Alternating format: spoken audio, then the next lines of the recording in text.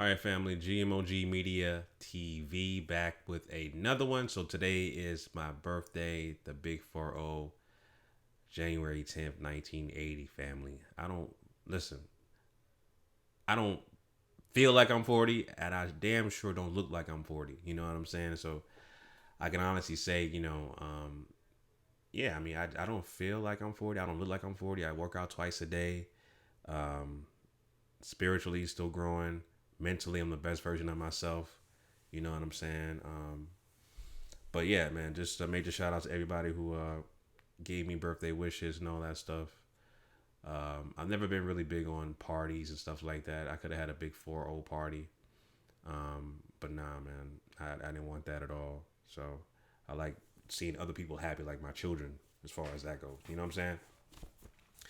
But anyway, so yeah, I wanted to quickly talk about Loni Love, a video that I came across on Instagram that I found very interesting. And when I saw the video, I immediately knew what the problem was. So let me play this clip, family, and come back with my commentary. So here we go. Just want to make sure I got everything right. So here we go with Loni Love. I don't speak for the black community, but I do think that a lot of black men, they really don't know how to have true, faithful relationships. They think because they have money, because they have power, that they can treat women any kind of way. Loni Love is saying things. And that is something we need to work on. We need to work on that money and power does not mean that you can just do whatever you want to do. I think sadly in so many cultures, that is the whole machismo thing. Like that goes across the board. But I'm going to say... No, it's not across the board, because what is happening is that we are still dealing with the point of slavery. And we are descendants of slavery. And because our families were broken up, we still do not have an idea of how to have together families, because our families were broken up. Yes, and until we really start... Okay, all right. So when I saw this clip, I immediately knew what the problem was. I said, you know what, man? She grew up without a father. That's where it started from, and I immediately knew that because that came from a place of pain, a place of despair, based off this clip right here. And it turns out I was right, because I initially knew nothing about Loni Love. I saw her face before, but I never heard the name. And then I saw the clip, and I was like, I did a quick Google search on Loni Love, and turns out I was right. She grew up in a single parent household. Grew up in an impoverished environment. Right? Didn't know her father. And so that's where it starts from. And so when children, especially female children, grew up without their fathers, that dramatically affects them long term. This woman is damn near 50 years old. This is how she thinks. Right? This is how she thinks. This is a form of mental disorders based off the effects of the transatlantic slave trade. And I talked about the fact that the transatlantic slave trade can affect your DNA, right? Our ancestors, the way they were treated or mistreated, right, from the effects of the transatlantic slave trade. We are descendants of slaves, right? That affects us scientifically through our DNA. And that's been proven. And this is the end result of what you see here. And I've always talked about also how important it is for, black men to be in their children's life, especially females.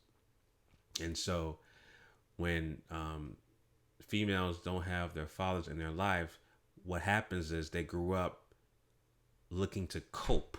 It's called a coping mechanism.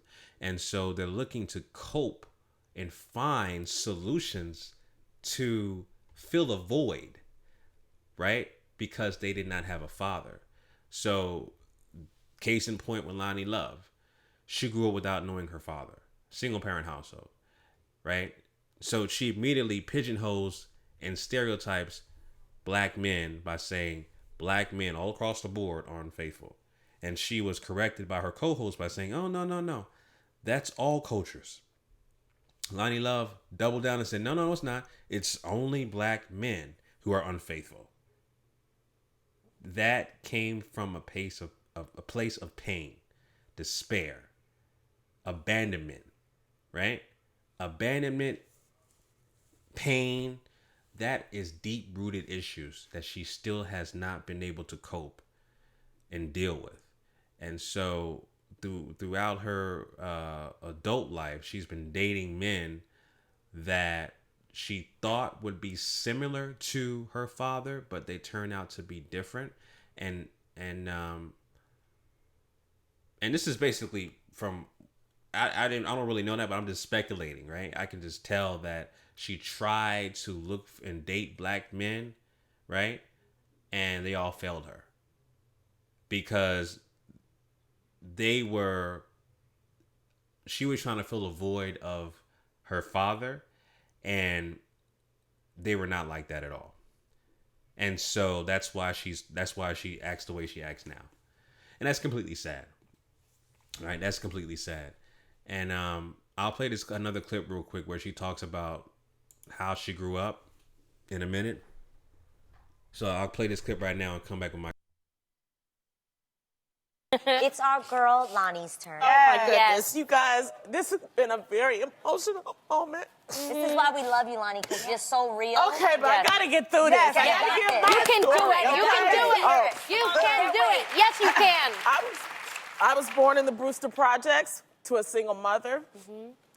We never had much money, but she did the best that she could.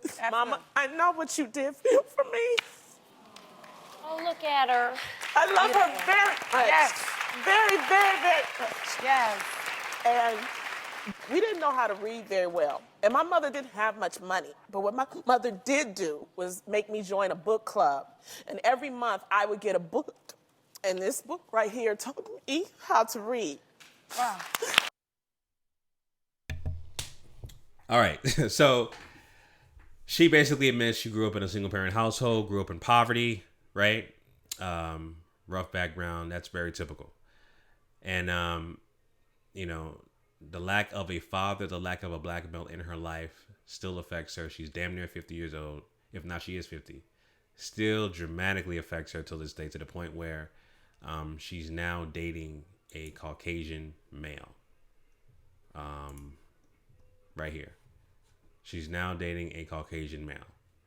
Right? So she completely denounces black men, period, because of the fact that she grew up without a father. This is, again, called a coping mechanism. That's all this is. It's a coping mechanism to deal with the effects of not knowing who your father was, not having a black male figure in your life. This is just a coping mechanism, similar to black people going to church, right, in impoverished environments every Sunday, and then outside the church you see high rates of crime, drug dealing, prostitution, winos on the street, right? Because the church is a solace for white supremacy. It's a solace for coping and dealing with the effects of the transatlantic slave trade, because that's all we knew was the damn church in the Bible, right? It's called indoctrination. And so that is the effect of her as well. The transatlantic slave trade, and the fact that she is right about the broken families, but you got to understand how and why that happened. It happened because it was commissioned by the Roman Catholic Church, right? Saint Pope V, a Roman Catholic priest, commissioned the transatlantic slave trade. It was commissioned and financed by the Roman Catholic Church, okay? Which is a form of Christianity. That's basically the progenitor of Christianity is the Roman Catholic Church. All of this stuff is verifiable. Look it up yourself, family. All right, all this stuff is verifiable. I knew this stuff for a long ass time. I've been in the so-called conscious community for a long time. I know what I'm talking about. I'm a researcher, so look it up yourself. If you need more information, just hit me up directly on Instagram, GMOGMediaTV. I'll give you all my sources. But going back to Loni Love, this is very deep rooted. Not growing up with her father affects how she treats black men till this day. The effects of the transatlantic slave trade still affects us to this day. And, it's unfortunate. It's unfortunate that white supremacy still is so powerful. It affects us till this day, that other ethnic groups who are affected by the mistreatment of their people, like the Native Americans, like the Jewish community, like the Asian community, they get reparations, but we don't. And the people who actually have a movement about reparations, all they care about is clowning and bringing down other black people to big up themselves. It's pretty sad, and that's another form of the effects of the transatlantic slave trade, where if someone in your tribe or someone in your group is trying to do something, right, you feel some type of way, you feel jealousy, envy, you want to bring them down and say, no, you can't do that. You got to stay with us. You got to stay with us, or I'm going to bring you down so I can get out of here. I'm going to leave y'all here and I can get out of here, right? And that's how powerful white supremacy and the transatlantic slave trade affects us to this day. Sad and unfortunate, but it is what it is, family. So, yeah, those are my thoughts on that, family. Leave your comments down below. GMOGMediaTV. Again, make sure you follow me on Instagram at GMOGMediaTV. You already know what it is. Signing out.